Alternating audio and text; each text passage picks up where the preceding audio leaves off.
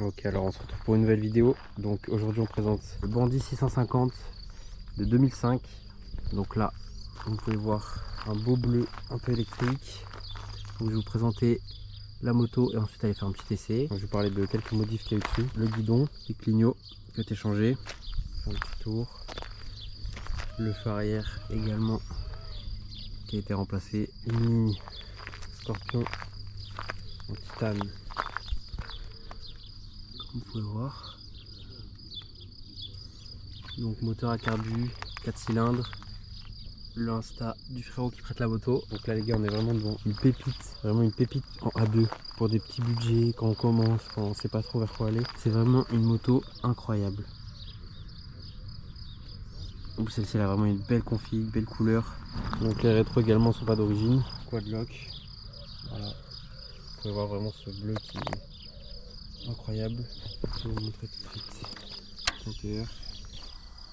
Donc bon, il fait jour donc on voit pas forcément, mais bon, les éclairs en blanc. Il a été ajouté un petit passage de roue, comme vous pouvez voir dessous. Donc là ça fait bientôt un an qu'il roule avec cette moto. Il leur dit que du bien. Pour lui c'est vraiment une moto incroyable. J'avais testé tout ça pour vous en parler, pour vous montrer un peu ce que ça vaut. On est vraiment là devant une des meilleures A2 qui existe et qui est disponible sur le marché. Niveau rapport qualité-prix, on est vraiment sur quelque chose d'incroyable.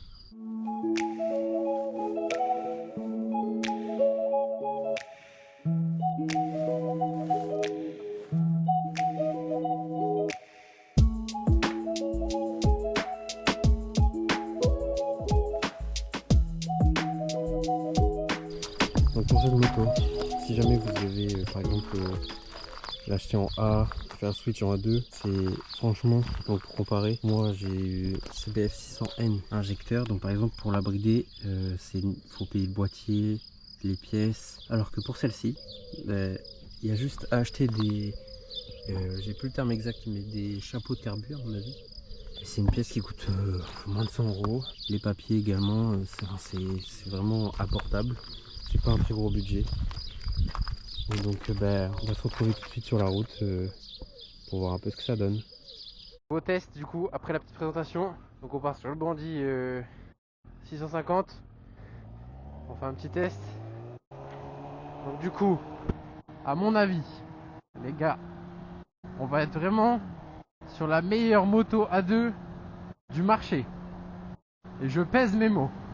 En termes de rapport qualité-prix, pour trouver une moto à ce prix-là qui offre ça, c'est vraiment quelque chose de fou. On est là sur une moto qu'on peut trouver entre 2000 et 3000 € sur le bon coin, qui a des pièces du passage A2 à A par exemple. Si vous ne trouvez pas votre bonheur en A2 et que vous trouvez une pépite qui est en A, bah, ça reste quand même une moto où acheter les pièces pour le bridage, c'est pas une somme astronomique. Contrairement à la mienne qui se situe juste derrière. Donc là on peut voir quand même une moto souple qui se tient bien. Bon, le guidon là faut apprécier parce qu'il a été changé. Il est un petit peu large, mais franchement c'est vraiment incroyable. Elle a vraiment la santé, hein. En plus avec la petite ligne Scorpion, donc ça fait un beau bruit, mais ça casse pas non plus les oreilles. Là on est plutôt sur une moto qui aura le défaut du roadster, on va dire sur les longs trajets par exemple. Le seul défaut c'est le vent. Franchement bon c'est pas non plus, il suffit de mettre peut-être un saut de vent ou quelque chose comme ça irait peut-être mieux déjà. Mais là c'est un peu un petit défaut qui m'a rapporté après cette année d'utilisation. Donc niveau entretien, bah, franchement, si vous êtes un minimum débrouillard pour faire ne serait-ce que la vidange ou checker la chaîne, des trucs comme ça, franchement c'est d'une simplicité assez déconcertante. Donc c'est un modèle à carburateur à refroidissement à air, mais ça fait le taf de fou, on va pas se mentir. Freinage largement suffisant, parce que bon, je vais pas dire qu'il est exceptionnel, parce que bon, forcément j'ai pas non plus à titre de comparaison des trucs où je pourrais dire que vraiment le freinage est fort et bon, etc. Mais franchement c'est amplement suffisant. En plus elle a une bonne gueule, franchement, même pour l'année franchement c'est une moto qui passe mais facilement quoi. Enfin, c'est pas une moto qui ferait vieillot ou quoi que ce soit. Donc vraiment, on est sur une moto qui a la santé, qui est belle, qui se trouve à un prix franchement abordable. Du coup, personnellement, quand on avait cherché pour aller l'acheter, ça nous a pas pris 6 mois et on n'a pas dû aller la chercher à 5-6 heures de route quoi.